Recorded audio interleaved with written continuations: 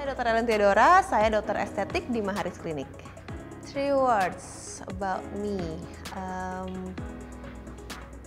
Try to be positive and cheerful and optimist, I guess. Hobi dokter apa aja sih? Hobi aku makan. But I don't wanna be the puppet that you're playing on the string. This queen don't need a king. Oh, I know what you've been told, but this guy right here is gonna rule the world. Yeah, that is what I'm gonna be, because I wanna be. No, I don't wanna sit still. Aku suka banget makan, tapi yang paling ngangenin juga aku suka banget traveling. Aku suka banget nge-explore sesuatu yang baru, ke negara yang baru, ke kota yang baru, try a lot of new things. Jadi kayak emang pengen suka aja sih untuk mencoba sesuatu hal yang baru.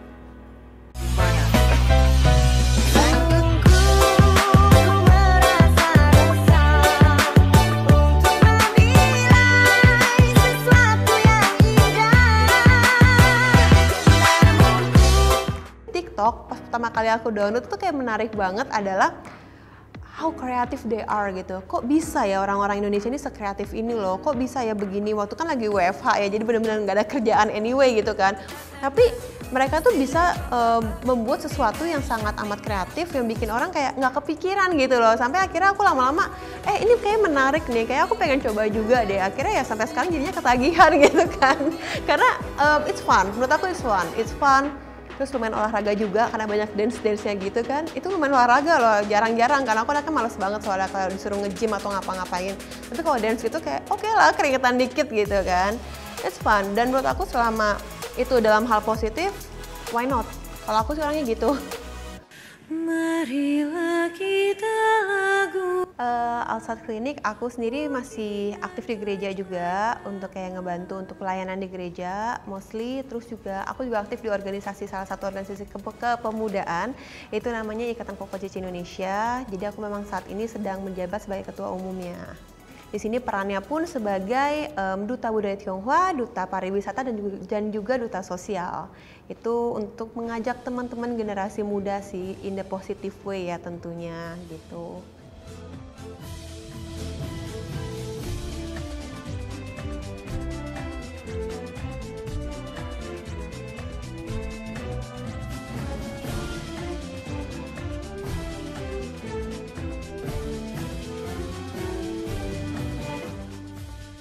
Kayak dulu kan aku pernah ikut pageant juga waktu di China, kayak pengen tahu pageant di Indonesia kayak gimana sih, akhirnya ikutan. Dan di situ ternyata dari awal yang iseng-iseng itu tuh aku belajar banyak banget loh, kayak misalnya tentang ya budaya Tionghoa yang ternyata memang sudah menjadi budaya Indonesia.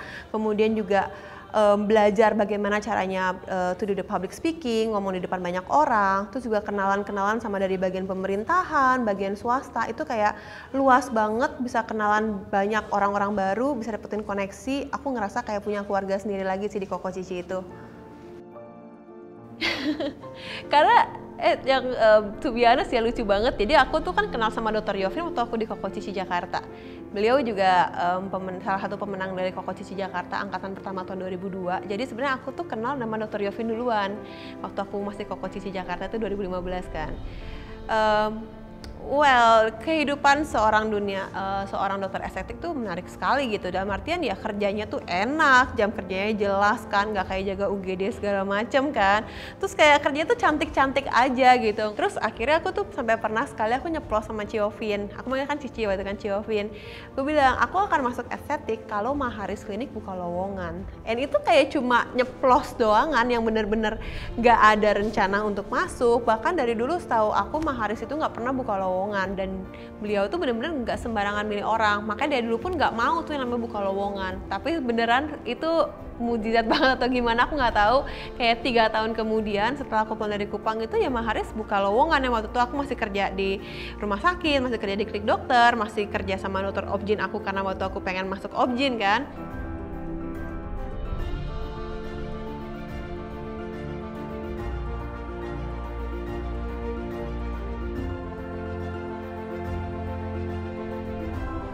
Terus udah gitu, akhirnya pas Maharis buka inilah, akhirnya aku daftar. Sampai ditanya, terus kamu ngapain gitu kan? Kamu ngapain di sini? Aku bilang kayak, Ya, aku cuma ngomong gini, kalau aku keterima di sini, aku akan lepas semua kerjaan aku. Dan Martin yang rumah sakit, yang klik dokter, yang objin, dan aku anaknya kan lumayan lumayan percaya banget gitu sama Tuhan gitu kan. Dalam artian gini, aku percaya segala sesuatu itu terjadi bukan kebetulan. Jadi aku bilang kalau aku sampai keterima di sini ya memang Tuhan udah buka jalan buat aku. Aku tuh mikirnya seperti itu dan lumayan lama loh aku sampai dapat panggilan balik itu setelah interview sama Dr. Kevin sama bagian HRD juga. Baru akhirnya aku keterima untuk masuk di Maharis ini. Dan sampai sekarang there's nothing to be regretful, I must say.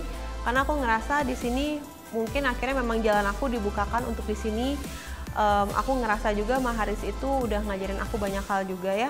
Nggak hanya dari dokter-dokternya, bagaimana dokter Kevin, dokter Yovin, yang senior, dokter Ricky yang benar-benar ngengayomin aku banget dari aku yang benar-benar zero banget sampai sekarang yang udah naik jadi kelas 5 SD gitu misalnya kan masih panjang perjalanan aku tahu, tapi aku ngerasa comfort banget bisa kerja sama mereka, aku nyaman banget bisa kerja di sini karena aku ngerasa Maharis itu nggak hanya sebagai memperlakukan aku sebagai pekerja, tapi juga lebih kayak keluarga. Kita semua tuh di sini tuh benar-benar keluarga, itu yang aku suka. Sampai akhirnya ada tambahan lagi kan, kemarin tuh ada Dr. Deon, Dr. Devina, ada Johanna, keluarga kita tuh semakin lama semakin besar. Dan aku tuh happy banget karena Dr. Kevin tuh selalu menekankan bahwa kita itu kalau maju, majuin sama-sama.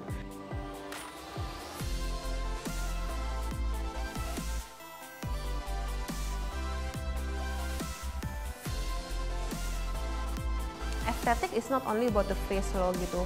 Justru aku malah belajar banyak dari pengalaman aku sama di Maharis ini. And actually it's more than that. Gitu sih yang aku dapetin.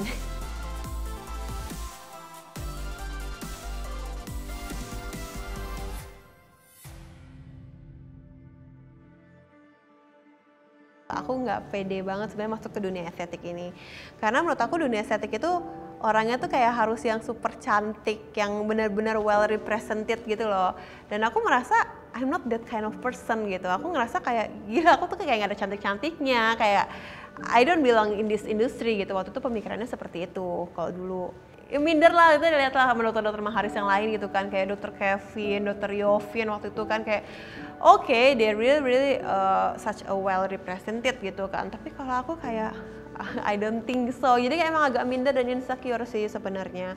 Apalagi pas ketemu pasien kayak kerja gitu, aku ngerasa gila mereka tuh udah cantik-cantik banget. Kayak gak tahu sih, bingung. At least there is something else yang bisa aku kasih ke pasien aku. Misalnya mungkin dengan personality aku kah, atau mungkin memang misalnya gimana caranya aku bisa mengcomfort orang itu. Ya mencoba mencari cara lain sih. Jadi kalau ditanya udah berhasil atau belum, well let the audience judge. Karena aku nggak mau cuma pengen jadi dokter kalian doang, tapi aku juga pengen jadi teman. Itu yang akhirnya belakangan itu aku ngerasa ya banyak jadinya, ya jadi kita jadi teman gitu kan. Kayak kita follow-followan di Instagram, karena suka kayak kirim-kiriman makanan atau kayak sharing-sharing sama-sama yang suka Lee Min Ho. Jadi kayak happy aja gitu. Jadi dan mereka dengan itu pun mereka akhirnya juga mempercayakan untuk aku treat juga. Jadi aku ngerasa enak sih communication in two ways-nya tuh jadi lebih enak, ada connection di antara kita, itu enak banget. Aku juga berusaha membantu untuk mengembalikan juga kepercayaan diri mereka, sama halnya mereka mengembalikan kepercayaan diri aku sebagai dokternya mereka. Aku belajar sih dari selama 30 tahun ini gitu ya, aku belajar bahwa wherever you are, just be a good one.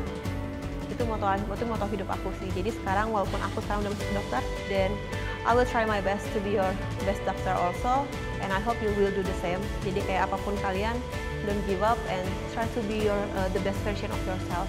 Jadi menurut aku itu yang bisa aku harap teman-teman bisa sama-sama untuk jalanin.